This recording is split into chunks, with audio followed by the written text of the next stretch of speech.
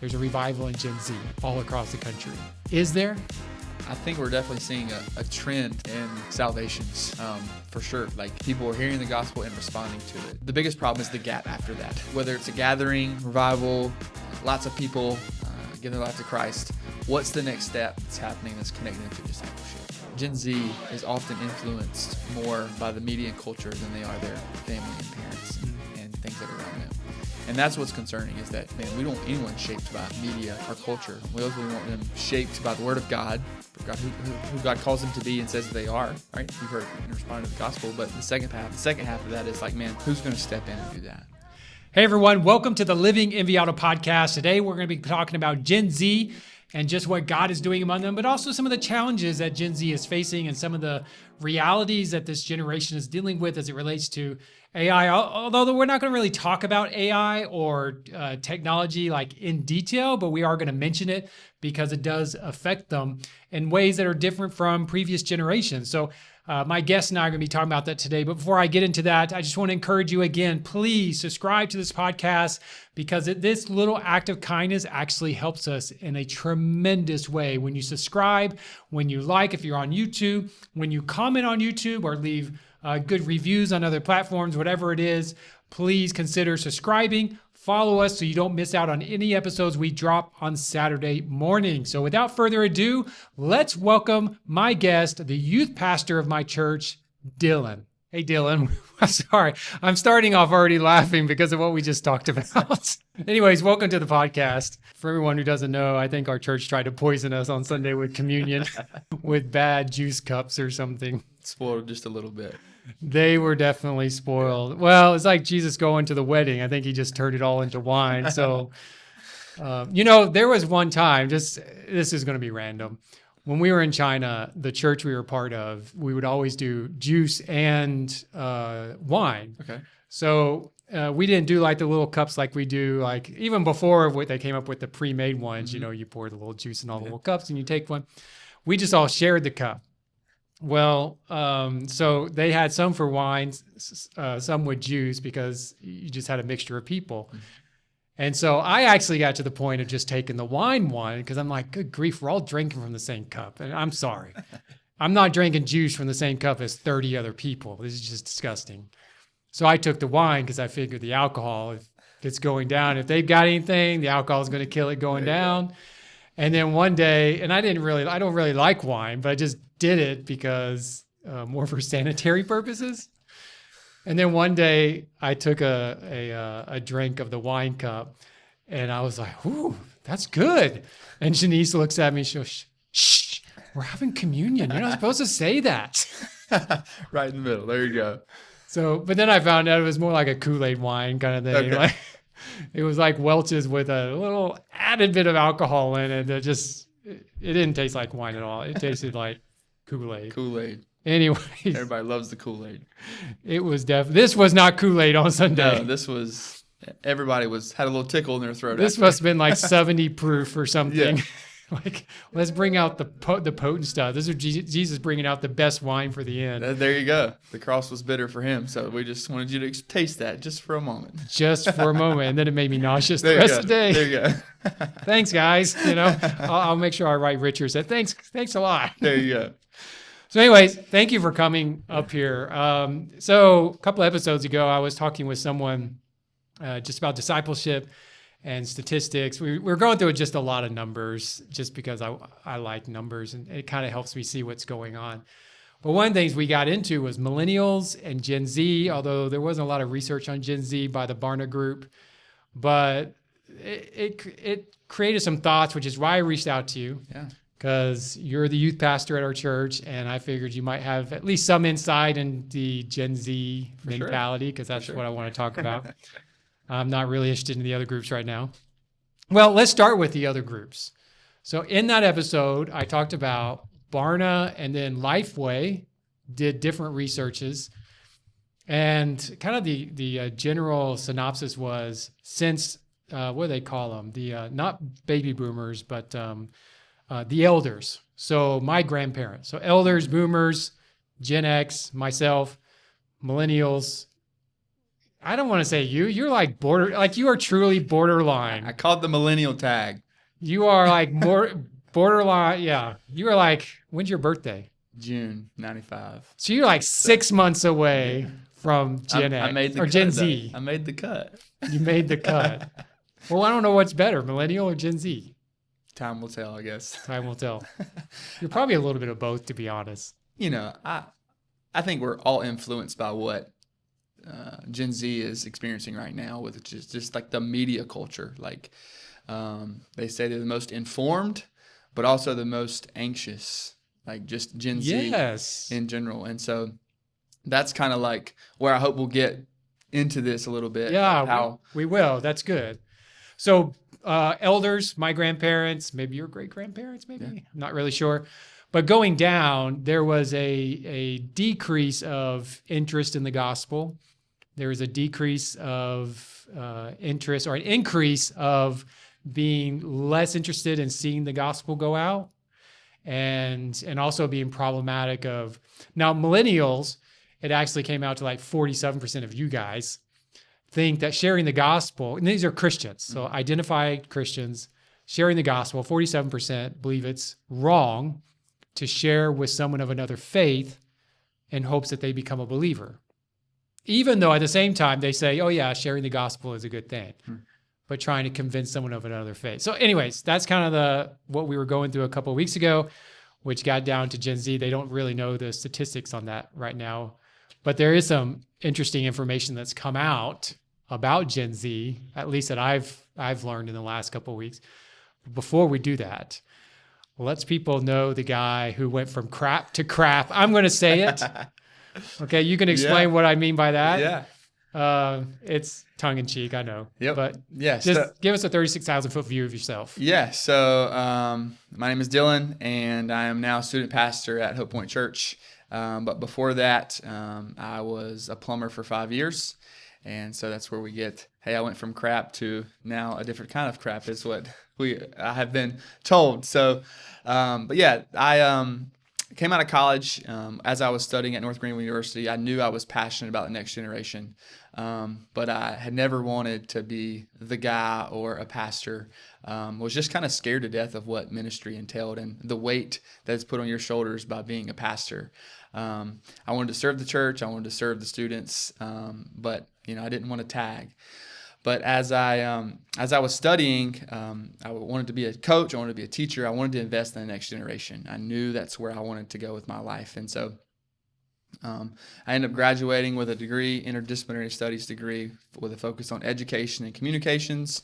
Thought I wanted to be a teacher, like I said. And so I took a job right out of college working with a summer camp, was kind of over a summer camp staff, and I loved investing in them, had daily devotions, sharing the gospel with them, and then we get to go hang out with kids and make an impact in their life day in and day out through the summer. And so that's really what I love to do, but that job didn't plan out long-term for me. And so I kind of found myself this in-between, I need a job, I'm getting married, and I need to provide. And so my father-in-law said, hey, why don't you just work with me until you kind of find out what you want to do or find that perfect job. And so I had no background in plumbing, but I started working with him. And next thing you know, I was running my own service truck and, making money. And it had been 5 years before I realized how long it had been. But in that process, the Lord just began to kind of stir on my heart, like, you're not doing exactly what I've called you to do. And so part of that was, man, you need to be with the next generation, and you need to be impacting people through your words and through your actions. And so I just found myself beginning to pray of like, Lord, what does that look like? I wasn't doing a whole lot of searching for the next job, but I finally then connected my love for sports. I played baseball all throughout my life, and so I connected my sports with my faith and really started getting invested in FCA, Fellowship of Christian Athletes, and thought that's where the Lord was going to open up my next door for ministry. But in that process was just praying, was really kind of the Lord was just doing a work on my heart. And so after 2 churches came to me and said, hey, have you ever thought about youth ministry? And I'm like, I have. I'm serving youth ministry. That's as far as I want to go with it. I asked myself the question, well, maybe the Lord's trying to tell me something. So, I really started praying through that. And man, once I come over my own fear of like the weight of what it means to be a pastor and that you're responsible for other souls. Man, I was ready to jump in and serve the Lord. And so, long story short, that's how kind of just been praying through that, and doors opened up at Hope Point Church, and that's kind of how I got there. So, very excited to be bold, connect my faith to my passion for the next generation, and kind of see how the Lord just orchestrated all of that. It's pretty cool. So, Okay, so what was the year that you became a plumber? Like the first year? 2017. Oh, 2017. So do you remember when we first met? Ooh, that's a great question. I don't know. You were dealing with my crap. Oh yeah, no, definitely. Yes. I remember, did I come over before the tree fell? No, you came after the tree. That's why I recalled you. Like because of the tree. So we moved in 2019. We had only been at Hope Point for a year. Okay. And then we moved into that house and we had this massive, I mean, it was an absurd tree. Yeah. And the location, I don't even know why they had it there to begin with. I mean, the house was 60 years old at the time. And they had just had this tree that was 10 feet from the front door. Yep. Like, huge tree. It was, it took a crane to get it down. Yeah. And then the tree company, who we will never use again and I won't name them either, but they dropped the tree right on top of where the main water line goes from the street to the house. Yeah. And it just wiped it out, started flooding the yard, and they wouldn't do anything about it. Yes. But I don't even know how I got a hold of your father-in-law, right? Yeah. I didn't even know how I got connected to him. Yeah. But you came over, he came over. Yeah. And maybe it was someone at church told me to call you. I think that's probably the connection. And so you came over and you guys fixed it, and it's been good ever since. But it should be good as long as no trees fall on water lines. We took care. We have taken down, oh my gosh, I don't know, 6-7 trees already over time, and then we just had our final Helene debris taken care of yesterday. Okay. I found my favorite tree company. Sorry, it's nobody you know, but it's a Ukrainian crew up in Inman. Awesome. And they're from Alaska, of all places. So they've been great. So I was just curious about that. Yeah. I want to throw out some information. So let's just start really heavy. Okay. And then we'll go down into the good stuff. Yeah. Like, this is obviously not good stuff, but it's information we need to know. Our listeners need to know. So the other day I was listening to another podcast that had a couple of neurosurgeons, neuroscientists, whatever, on there, and not believers, but one of them started sharing some information. So they got down to they were talking about AI. That was the premise of the episode. But of course, in talking about AI, they had to talk about Gen Z because they're probably the most negatively affected by it. And one of them just started talking about some statistics that he's come across as it relates to Gen Z. Now, he just called it teenagers, but, that's who Gen Z is right now. So he said 58% of current teenage girls report being persistently sad. 58%. And this is believers and non-believers. 32% have thought of killing themselves, which is a lot. I mean, that's high numbers. 24% have planned to kill themselves. 13% have tried to kill themselves. Now, he was actually quoting a CDC study.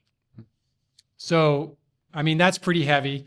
Now, this is only talking about girls. They didn't talk, I haven't gotten through the whole episode yet because it's really long. Yeah. So I don't know if he's talking about guys yet or not, or what's going on with them.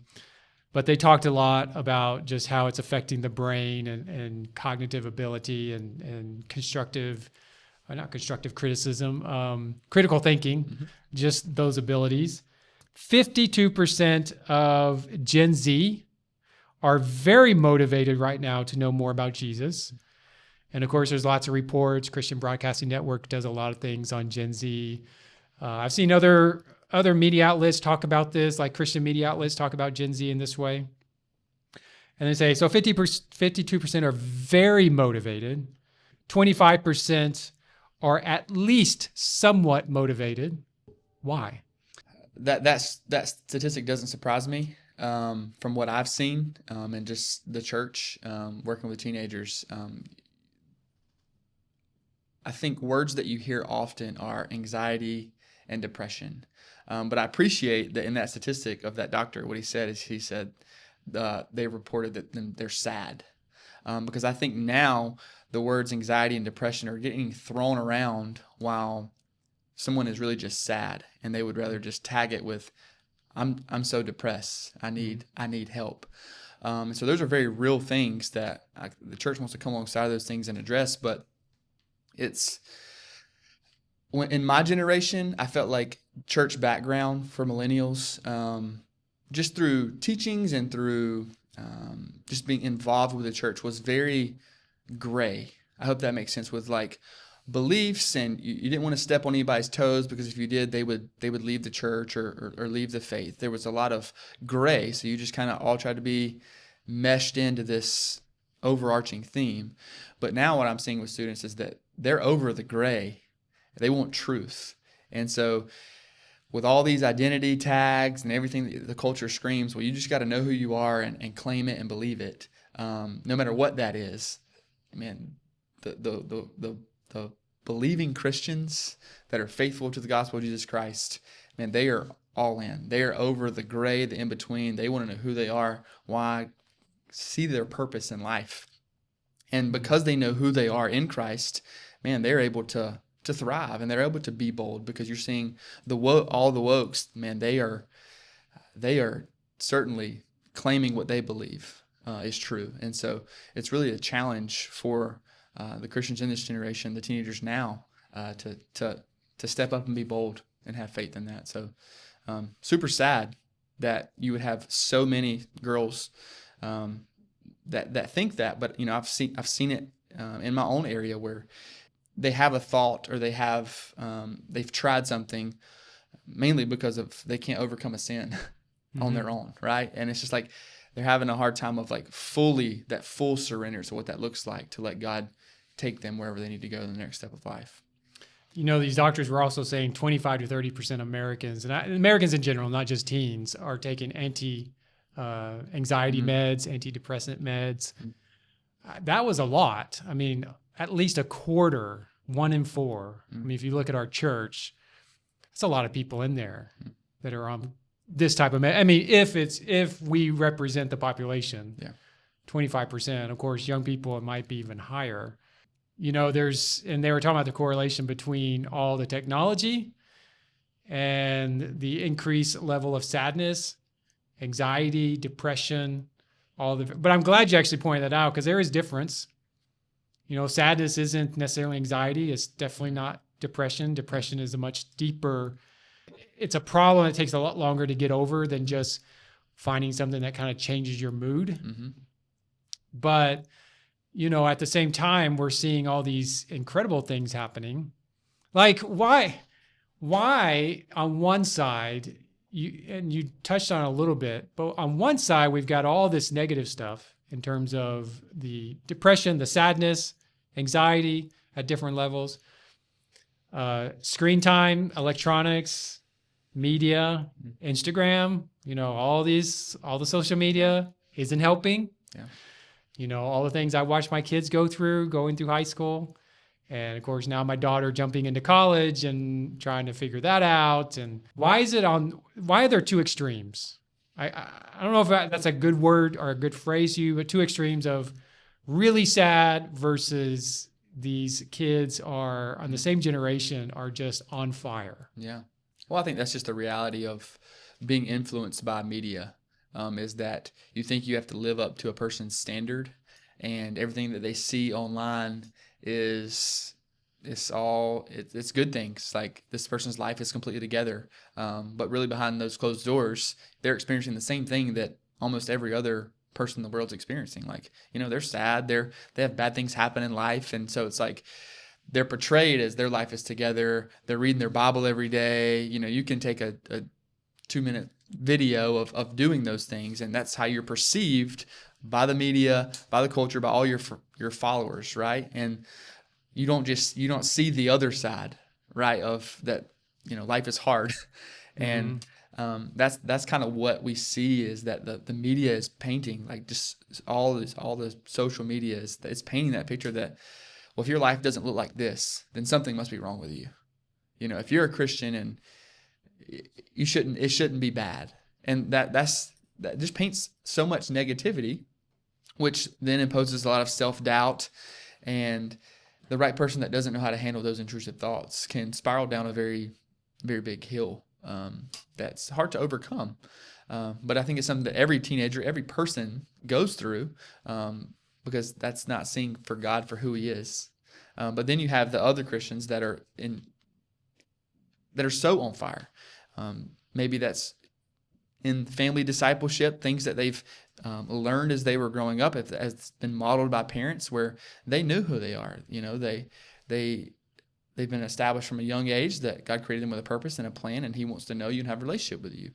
So I think it's a little bit of both, of like family discipleship, how you were raised, but also like not just how you were raised, but talking about the big things that the media is influencing that they see.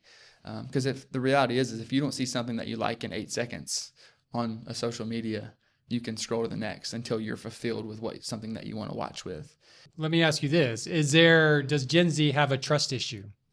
Yes and no. I would say fear. I would say it's more like parents try to protect Gen Z from the world is such a bad place that I'm going to keep you in my little box.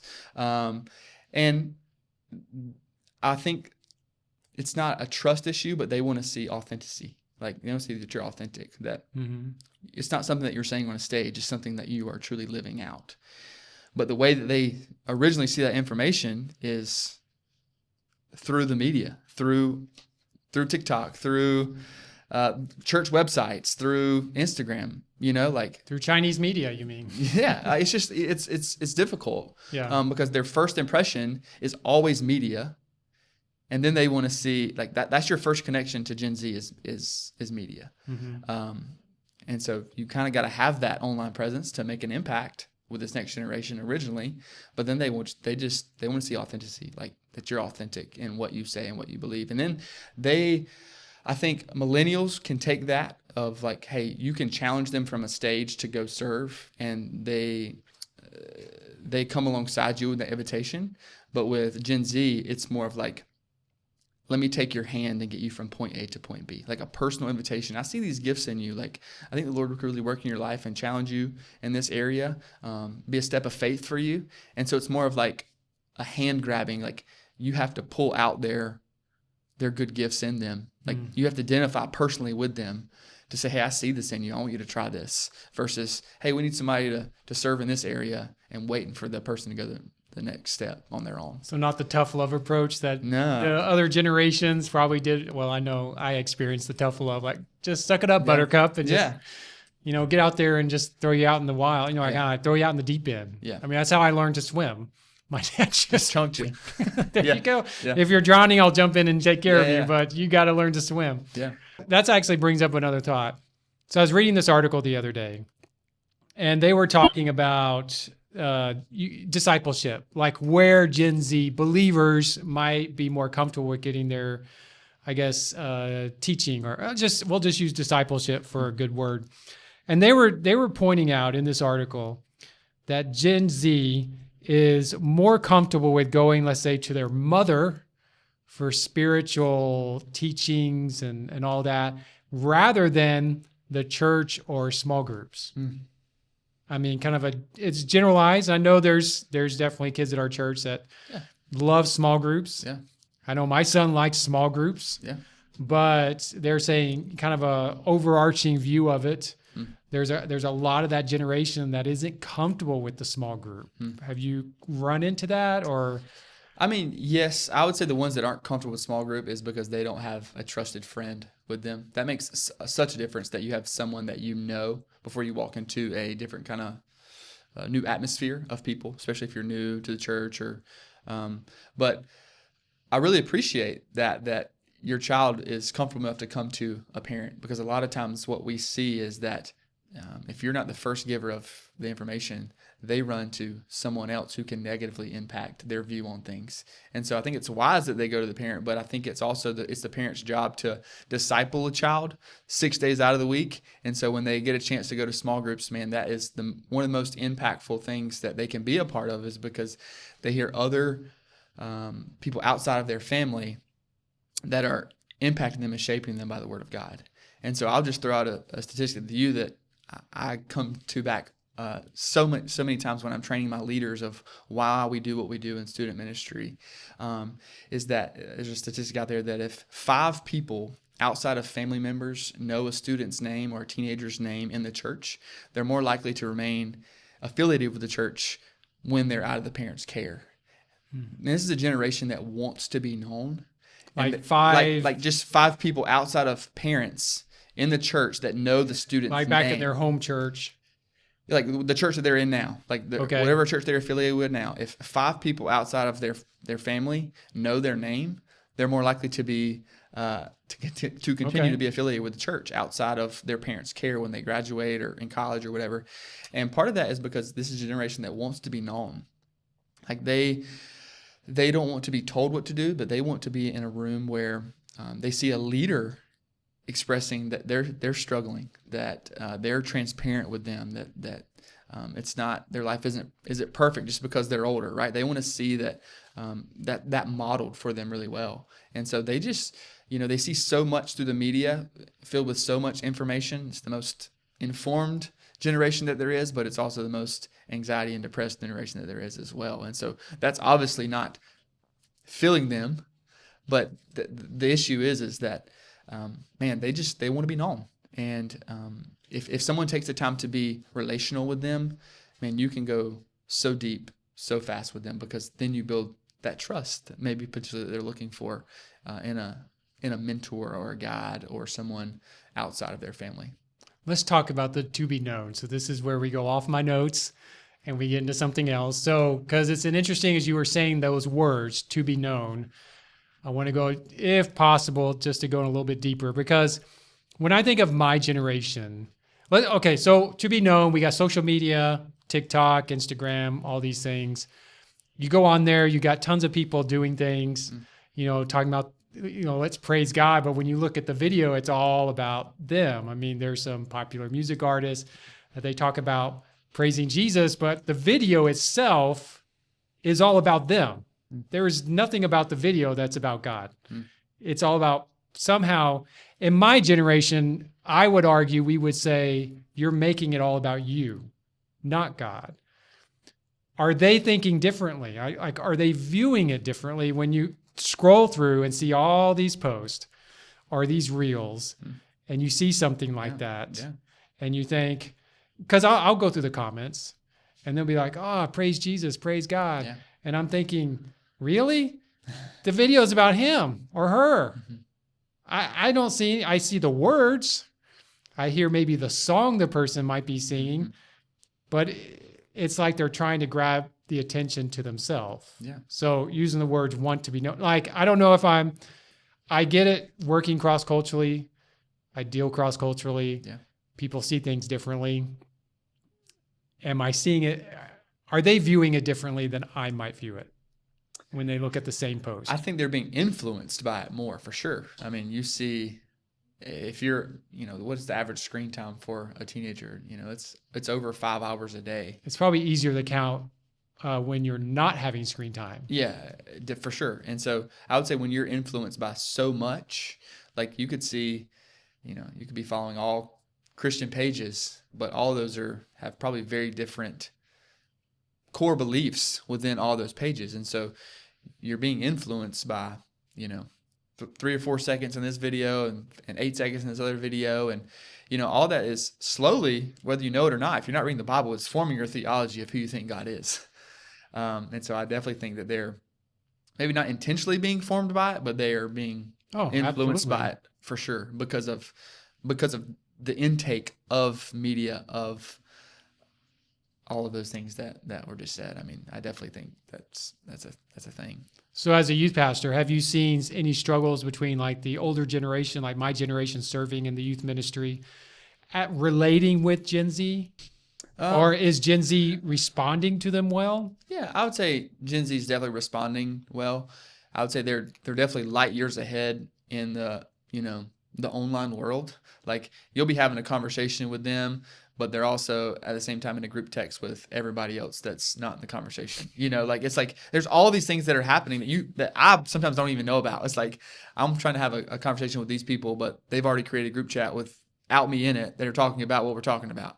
It's like, what is going on? Simultaneously? Oh, sometimes. I mean, if it's not established right, like, just in a normal setting, if you're walking up, and you're not a part of their group chat or their friend group, like, yeah. Or they go straight to the group chat right after they talk to you and they start talking about you. For sure. It's the new way of talking behind someone's back. Yeah. And we've experienced like really bad things happen because of that, because of group chats and like bashing people. It's just like, oh yeah, I've heard my kids talk about that. Yeah. It's just like, what are we doing? Like, so I think, and part of it is that we just have this addiction that we're holding on to, that we have to have these things. And what I've seen is that when I challenge people, at least people that I'm in charge of, like when I challenge people to put it down, no one says it's a bad thing. Like you get the upfront, I don't want to do this, or, my mom's not okay with this, or whatever it may be, to try to see if they can keep it. But when they're challenged without it, man, they see people that's around them. They're able to identify, culturally where they are and identify with it. And when they get it back, they're like, man, that was refreshing. Like not one person says, oh, I really missed my time with my phone or whatever. To average, 6 hours a day or whatever it is that they're on their phones. When they actually put it down and are forced to put it down, it's always a good thing. Yeah, it's a little bit different now, but when I would fly, going on these 10, 12, sometimes 16-hour flights, like one flight, I actually loved the fact that I couldn't connect. Yeah. Unfortunately, it's so much easier to connect now when I'm over the Pacific or the Atlantic. I connect, and then it's hard not to be connected with people when I'm flying. But I loved it because I could, now obviously that's my fault if I decide to connect. But I loved it when I don't, because even if I'm watching a movie, to me, it's a little bit different than staring at my phone, talking with people. And so I would just sleep, or I would watch a movie. I wouldn't do any work. I didn't want to do anything. I didn't want to talk to anyone. Just leave me alone. I didn't even want to talk to the person next to me. Like if they start getting catty, I'm like, where's my headphones? Yeah. Like I know I'm supposed to share the gospel with them, I think, but no, sorry, I want my headphones. Yeah. It was almost like my getaway of just solitude, being on a plane with 300 other people. But and we just took a group of students to New York on a mission trip, and the whole week it was like, hey, we're on mission. Like we're not on our phones. We're on mission to see people. And so we challenged them to put their phones up. And so one thing, when you get immersed with all the people that are in New York and you're riding the subways and all that, man, well, you see our students that are there, which we had like 18. So it's like our team of 18 is on the subway, and we're laughing together, and we're having a good time, like, asking questions and all of these things, right? But everyone else in New York is like looking at us like we are aliens. And it's because everyone's in their own world, man. They got earphones in, and you're supposed to be quiet on the subway. And it's like, man, can you just imagine like a subway full of people where you're unplugged? Like just for a moment, like, man, you could have a conversation with the person next to you. Like it could be really impactful. And so I challenge the students, like, if you see, try to talk to those people that are beside you, because, man, we shouldn't have this like, hey, I just don't want to say anything to the next person just because I want to be respectful. Like, see people, like, ask them questions. I'm just picturing the New Yorkers thinking, oh, these stupid tourists. Oh yeah, no, they were so like a couple guys were trying to sleep, and they're like looking at us, and then they put their headphones in, laying back down. And it's like, sorry, bro. We're a bunch of South Carolinians up in New York City. We don't know what we're doing. Yeah, a few of them would look at us, but start talking to us, and you guys aren't from here, are you? And we're like, no, we're not from here. How'd you guess? It's like going in the places I go, and the Americans tend to be so loud, and they're like, people are looking at us like. Of course, I've gotten to the point now. It's like I'm trying to not say anything on those places because I'm like, I don't want to bring too much attention. Yeah. So let's talk about the mission trips. So as you just mentioned, you just went to New York. You're supposed to go to Guatemala? Nicaragua. Yeah. Chosen Children's? Yes. Okay. Yes. Everybody here goes Chosen Children. Yeah. But, unfortunately, you had the pivot. But it was cool that within, you said 3 weeks, you had 3 weeks to figure something out, or less than 3 weeks till departure date. Yeah. To figure something out, and God opened the door. Yeah. You said you took how many? 18. There was a So I mean, for the youth group at our church, that's a pretty good size.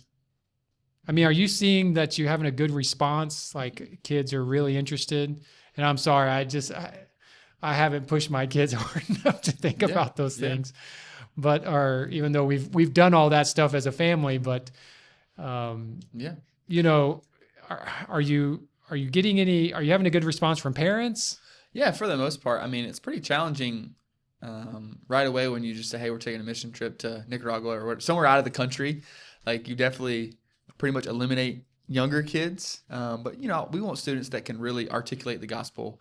They know what that is. They know how to communicate it. They know how to evangelize, and so that's what was cool about Nicaragua is we were able to get an older group of students that could do that well, and then normally with that, it's just a trust issue of, hey, we're going out of the country. But it has been a great, for the ones that are solid and that are walking with Jesus, and you're coming alongside of them as a minister, of course, to encourage and equip them. But we have a very unique group where the ones that are ready, man, they don't care where they're going. They're just ready to go. And that's what was exciting to see, is that when Nicaragua didn't work out, I pretty much told them originally, guys, I can't do anything in 3 weeks. Like, just call your work, tell them to schedule you, it's not going to work. And then a couple of days later, as I began to pray of like, man, we have a team of students that have been trained, that are ready. We just need to find somebody that can take us. Mm-hmm. And so that's kind of how New York worked out. And when I shot them a message and just said, hey, this might be an opportunity, still not definite yet, who's in? Everybody was in. They just wanted to go and serve. And so be a part of what God was doing. And so that was really cool to see. Hey, if you're ever in that pickle again, just give me a call. I got you. I'll help you figure something out. I know some places, even in South America. I know some places you can go to. Is this generation, is Gen Z, and I know you're only 30, not to say like that's a bad thing or anything like that, but it's just, the reality is you haven't been a youth pastor like for decades or anything like that. So there's generations you haven't really worked with outside of just interacting with people who are millennials or Gen X. But do you see a greater, are they more proactive, Gen Z, than let's say previous? Because I felt like, obviously elders were proactive. You got World War II and those type situations. Of course, that affected them. And you got boomers were kind of like the tail end of all that stuff. So there was things that affected them. I felt like Gen X we tend to be very proactive. I would think it's really hard to learn or understand fully if millennials were as proactive. I don't think in some ways they were, and maybe some ways they weren't. But Gen Z, I mean, in some cases, I'll be honest, I look at them and I think, some of them are it's like I just kick them in the pants and get them moving. Mm-hmm. Like, what's going on? Yeah. Then you have some that are like, they just blow your mind. Yeah. Yeah, they're very smart, but they need to be connected to their purpose. So like, if you don't connect them to that purpose, they're lazy. In a sense, like they're not going to take the step on their own. You got to be the one that connects them to their purpose. Whether that's just a service opportunity, whether that's a prayer, whether that's whatever that is, you're going to connect them to their purpose, identify their gifts, and say, you can do this. How detailed do you have to go with connecting them? Like, with the purpose? I mean, like, could you just say, oh, there's X number of lost people over here. We're looking for people to come and share the gospel. Or does it need to be a little personal. bit more? It needs to be personal, like one-on-one. Like one-on-one, I personally reach out to them and connect. So standing up on a stage. So Richard's standing up on the stage and saying, I want the youth to go X location for a mission trip. That's not going to cut it. Yeah, no, you might get a few. But like normally it's like a personal, hey, we're going here this year. I think you'd be really good at doing this and coming a part of our team to kind of help us with this, and this. That would be kind of grabbing their hand and saying, hey, I see this in you. Like, you can do it. Now let's trust God together and go. I don't want to put her on the spot, but I'll put my daughter on the spot, so I hope she doesn't care. She probably doesn't even listen, so she may not even know. She's extremely smart. You said they're a very smart generation. Yeah. And I agree. I think my kids, I'm stupid next to them sometimes. I really feel like an idiot sometimes. Just the things they know, the information They're retaining about stuff. Like my son talks, and I'm like, huh? Like, what? I'm not going to remember any of that. So, but from my daughter, from the moment she was born, we had to push her. When I say push her, it wasn't. I don't know if you saw a video. There was a video that came out recently, and the father got a lot of flack and a lot of praise. And it was a guy. They were on the edge of the cliff, and it wasn't. It's probably like 8 feet, 10 feet. And he was trying to encourage his son. His son was probably, I don't know, 8, 9 years old. And he was trying to encourage him, just jump. And I thought, of course, when you're looking at the video, I'm thinking, how high is this thing? Like, what's he doing? I wouldn't even do that to my kids. I'm not even going to jump over there. Yeah. You might. I don't know. You're looking like, that looks like something I'll do. And then the father just pushed him. Well, when the camera kind of zoomed out, I was like, oh gosh, that wasn't that high. I mean, I would have jumped that. That's no big deal. Yeah. But then a lot of people got mad because he pushed his kid. But he had probably already jumped and saw in the water. But the moment the kid jumped, he kept going back up and jumping and jumping and jumping. And he wouldn't stop. And then he got his sister up there to jump. Yeah. And I saw that with my daughter, like literally from just a few months old. There was like, we had trouble trying to get her to sleep in her own bed. And for 3 months, she would not sleep anywhere except with us. And, that's just not sustainable. And unfortunately, there was a very sad story in the church we were in where that was happening with another family. And the father was so tired, he rolled on top of the kid, and the kid was smothered to death, literally. And it was a very unfortunate accident. And the children's minister, she came to us, and when she heard we were having this problem, she just says, this is what you need to do. And she told us. And it was hard because we just had to let our daughter cry, basically cry it out. And we had to try to sleep through it for several nights. But she said, for every month she's alive, it'll take that many nights to resolve the problem. And she was right. 3 months, 3 days, 3 months. So 3 nights, 4th night, slept like a baby. I mean, she really slept like a baby because she was. But over time, we've seen that we've had to find ways. Now, my way tends to be a little bit of tough love. I can be a bit direct at times. I've learned to be somewhat, I've learned by living in China to be passive at times. Passive direct? I don't know. There was a way of doing things over there that you don't go to the person and say, I'm going to tell you something. You go to this person who will go to this person and they'll tell you and then they'll feed it back and then we can talk. And it worked. Okay. So I guess if there was a problem, then me and you would never talk about it. But it worked. And so I learned to kind of dial it back some. But my nature is, as my mom loved to put it, you're a bull in a china closet. She hated taking me places. And I would just be, she didn't hate taking me. Let me finish that statement because it sounds bad. She hated taking me to places that had expensive stuff, breakable stuff. Because I was just like, just let me loose and sorry, Mom. I mean, I was so direct that one of her best friends, we were over at their house. I was probably 10 years old. Her mom, this lady made tacos. We've been lifelong friends with this family. And I took one bite of her tacos and I looked at her, 10 years old, telling this lady who's in her 40s, I said, what is this? This is not taco. This is disgusting. And she turns around and says, you're not supposed to say that about someone who invited you into their home and cooked you a meal. And I just said, well, if it's bad, it's bad. That's me. That can be me. I know I have angered pastors in the past. I have angered lots of people in the past. I try not to. So I guess, like, what would you say to someone like me? Like, how could I connect? Because with my daughter, I had to find ways. I guess my point was with my daughter, my way wasn't working very often. It caused her to cry a few times. We worked it out and I apologized. Yeah. I had to find other ways to try to, that's hard. I'll be honest. That's hard for me because I can be a straight shooter. I can also pull back when I need to, but it's sometimes hard to figure out which I need. Yeah. How would someone like me maybe that's why I'm not working in the youth ministry. You're like, I don't know.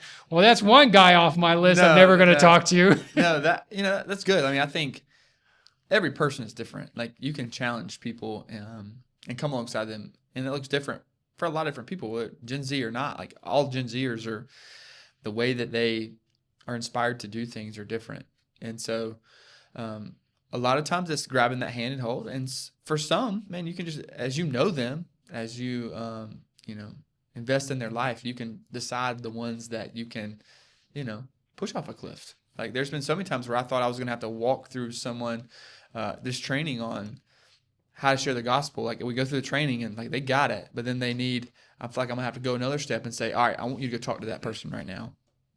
And for some, I've had to tell them that, and for others, man, they feel confident enough and bold enough to go do that themselves. And so it just depends. Like there's no like perfect way, because I think every person is different, but you can identify the ones, majority of them you're going to identify and say, all right, I see this in this person. I need to bring it out of them so they use their gift effectively. So back to the intentionality part, Brian Davis, I was talking with him the other day. Honestly, I don't have much conversation with the guy. I don't know. I think this was the first time I've actually had a conversation with him outside of, hey, is your son coming tonight to small group? And that's how it started.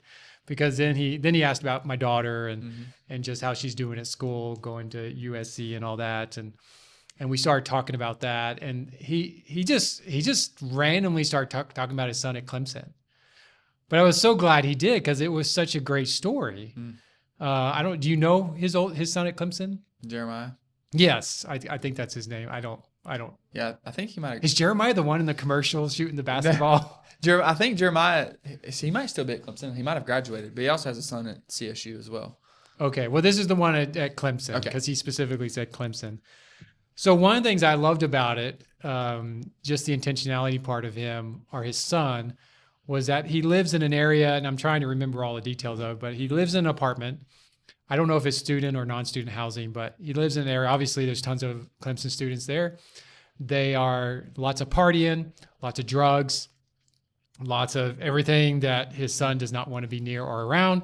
And he was trying to figure out, well, what do I do being in this area? So he just opened up his apartment. And every night, or whenever they do the parties, usually on weekends, he opens up his apartment for people to come in, for Christians to come in and have fellowship and I guess maybe a Bible study. I'm not really sure if they're doing that, but definitely for fellowship.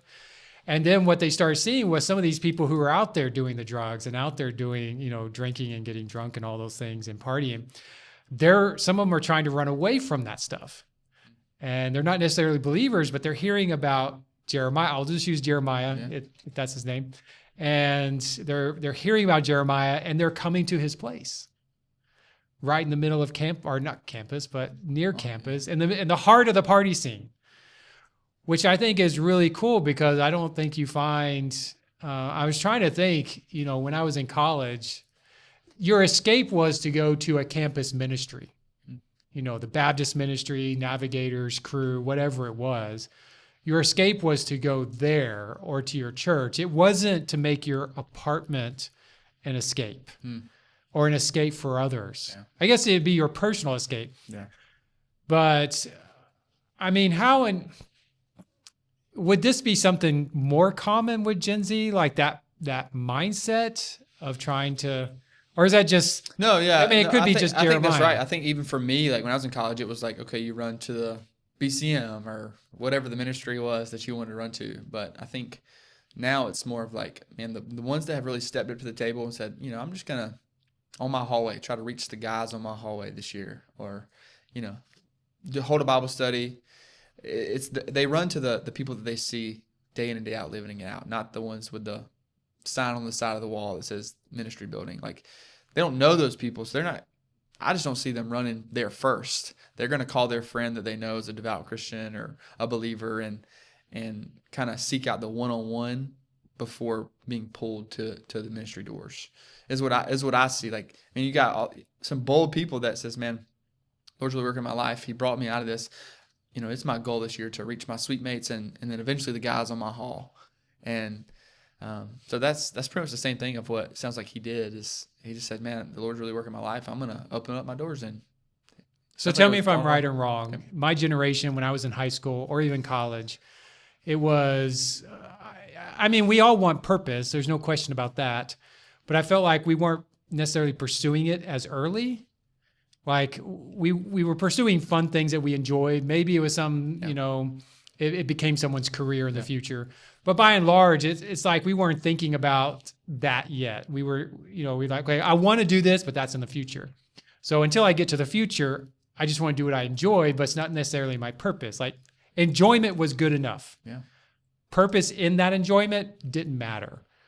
You know, I was a band dude. I played the trumpet. Can't stand it. I would never play it now. But I enjoyed it. I loved going on the trips. I loved going to the football games. Yeah. But it wasn't purpose.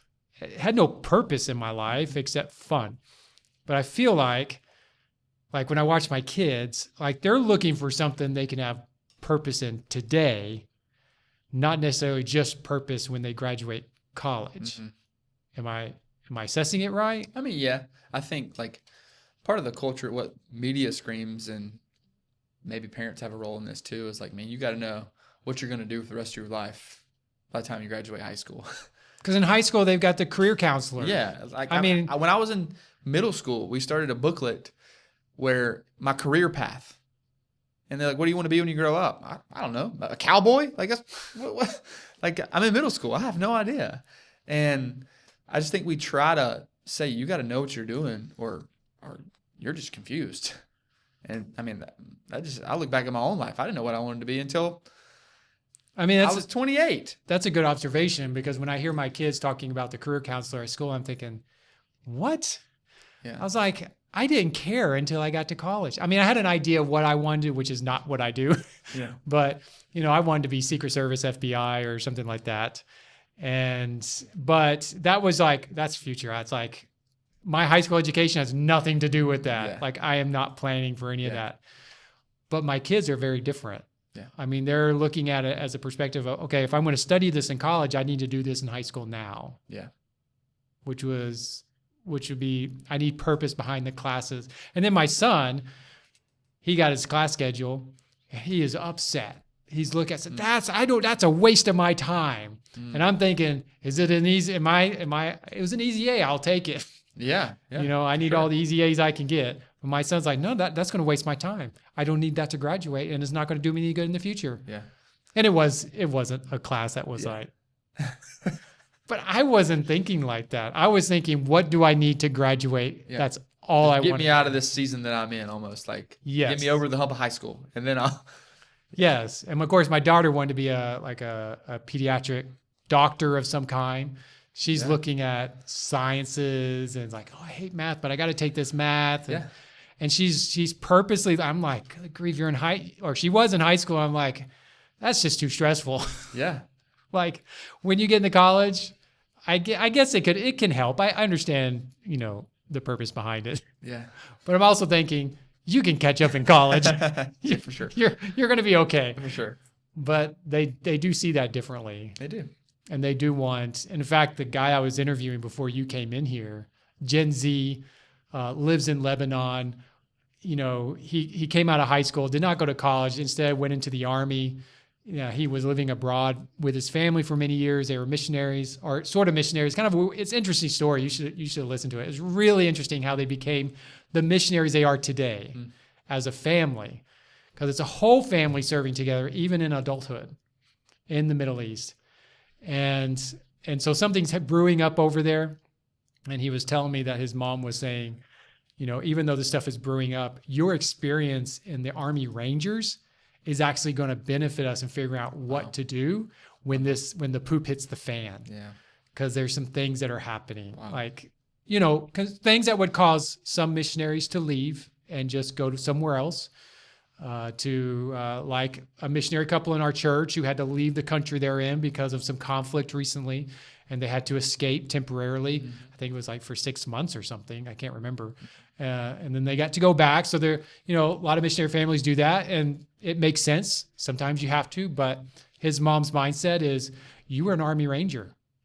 You know how to fight the worst of the worst. Wow. So come in here and prepare us for the worst of the worst so we know how to get through it. Wow.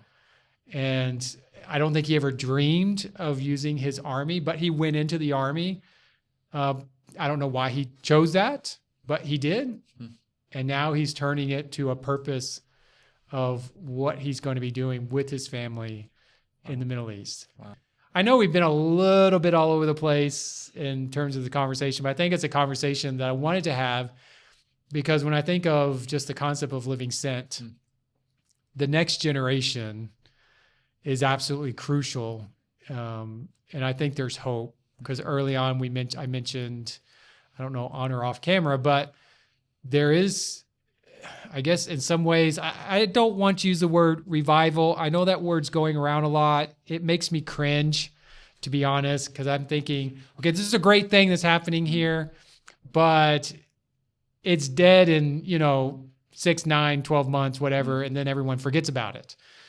Okay, it didn't change the whole city necessarily, but there was some great happenings. Like I can't remember one of those colleges recently. Yeah. I can't remember the name, but whether you agree with it or I know there's a lot of back and forth on it. Yeah.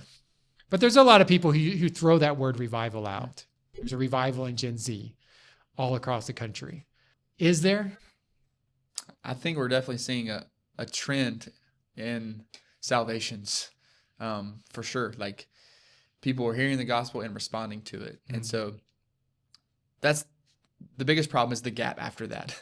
Like whether it's a gathering, revival, lots of people give their life to Christ, what's the next step that's happening that's connecting them to discipleship? Because if you look back, man, our generation or Gen Z is often influenced more by the media and culture than they are their family and parents and things that are around them. And that's what's concerning is that, man, we don't want anyone shaped by media or culture. We also want them shaped by the word of God, for God who God calls them to be and says that they are, right? If you've heard and responded to the gospel. But the second half of that is like, man, who's going to step in and do that? And if it's family and parents, awesome. If it's not, then who's next? Like, are you connecting them to a local body in church? Are you that's the gap. Like a lot of times we want to see the salvations, put it on a paper and leave it there. But that's just the beginning. Now, is the problem potentially, you've heard the term easy believism? Yeah. Like just say the sinner's prayer. I'm sorry. I know people like that. It's just like, let's just get them to say the prayer and then we move on. It's like reach them and leave them. Yeah. I mean, is that the struggle we're facing? Because based on what you just said, it almost sounds like while there is an incredible movement of people hearing, like Gen Z hearing the gospel. I don't know that that's the problem with Gen Z. I think that might be the problem with millennials of like hellfire and brimstone preaching. You get scared to death. Oh, say the sinner's prayer and you're good. Mm-hmm. I think I hear that more in like testimonies from people my generation. Okay. Well, I was saved here, but didn't really have any major obstacles in my life until here. And I realized I didn't really mean what I said back then. Like, it wasn't a true salvation.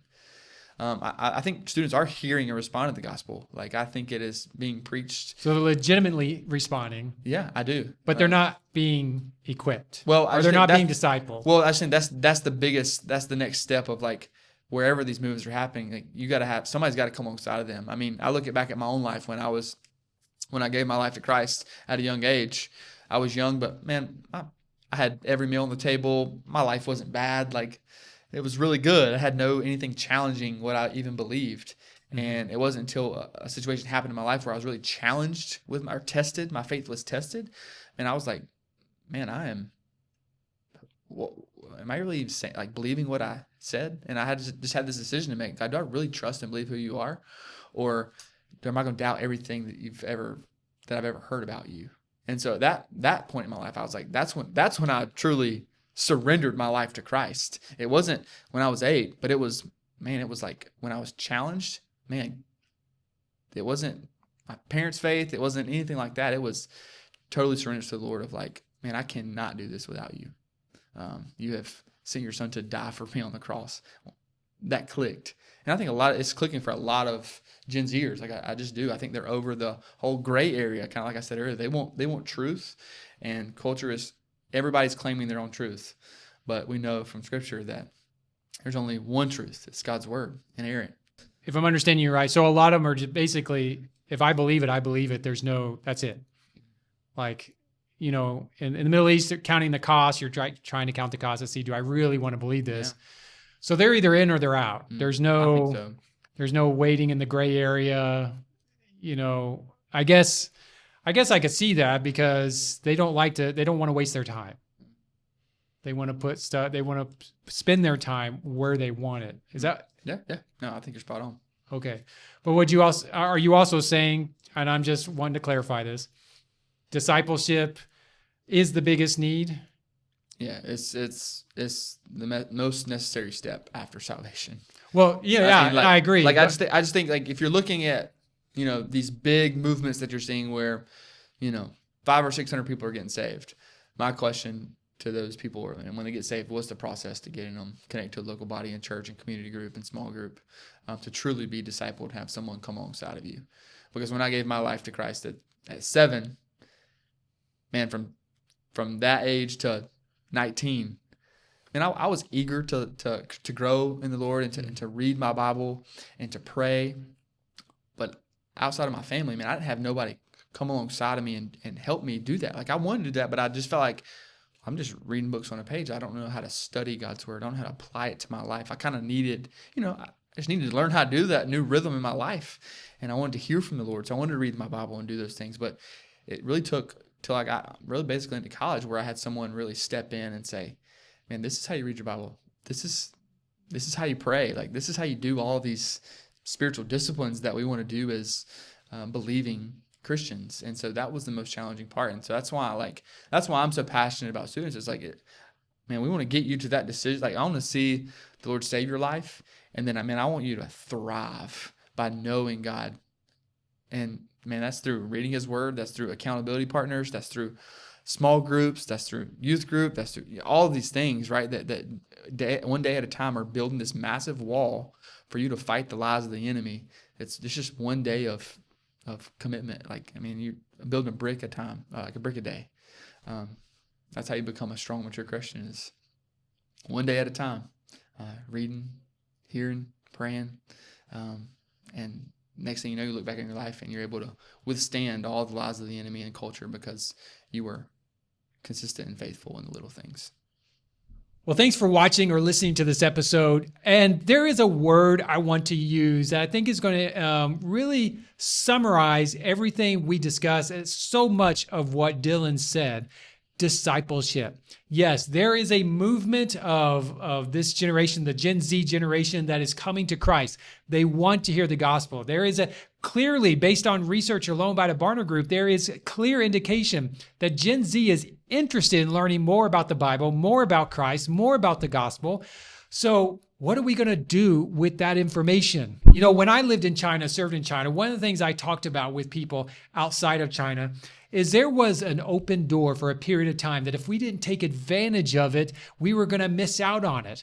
And there was a period of time when the church was exploding in China in growth, and it was so easy to share the gospel. And so we just needed people willing to sacrifice their time, their effort, their money, their presence, everything to go to the people of China, proclaim the gospel, and see what God does through that. And of course, tons of people. At one point, and I can't remember when, I think it was the early 2000s, late 1990s, over 30,000 people a day in China was coming to Christ. And so there was this open door. And if we didn't grab that open door while it was open, we were going to miss the window of opportunity and regret it later on. But praise God, many people grabbed that opportunity and went for it. The same is with the Gen Z generation. Just in the conversation that we had, it's clear that there is a spiritual, awareness among Gen Z that the vast majority of them want to hear the gospel. They want to know more about Jesus. They want to know more about the Bible. But as Dillon pointed out, they want it to come from authenticity and relationally. They're not interested in fake. They're not interested in people preaching one thing and then living something else. They want to see people living authentically. And that reminded me of a good friend in China who became a Christian. It took him 3 years to believe the gospel from the first day he heard it. And so I asked him why. And he said, well, I heard the gospel. I believed what you say was true, but I had to watch you live your life to see if it was actually legit in your life. And I'll argue after this conversation with Dillon, this is the same thing that's happening with Gen Z. They want to hear it. They do, in essence, believe it, because obviously a lot of them want to know about it, but they want to see, is it real in your life? Not just, is it words? Is it just fake mantra coming out of your lips, hoping that you're going to convince someone to be something that you are not? And so if you are a disciple of Jesus, then be that gospel messenger. Be the person that engages with them relationally. Don't just preach at them. Preach as you're engaging with them in life, because discipleship, it is messy work. It is relational. It is time consuming. And you're just going to have to get into the muck and mire with them. So again, thank you for listening or watching. And don't forget to subscribe and comment or leave your reviews or whatever on there. And even more important than that, as a disciple of Jesus, get out there and live courageous, live boldly, and don't forget, live Enviado.